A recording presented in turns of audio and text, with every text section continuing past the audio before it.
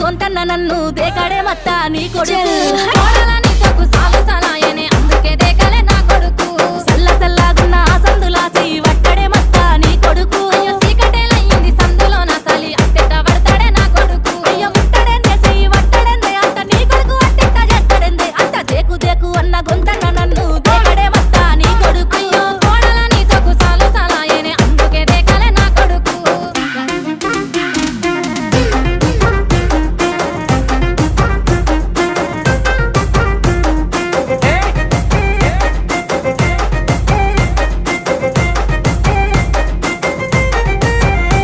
ఇంట్లో నీళ్లు పోసి వెంచిన పూలను పట్టించుకోడత్తా నీ కొడుకు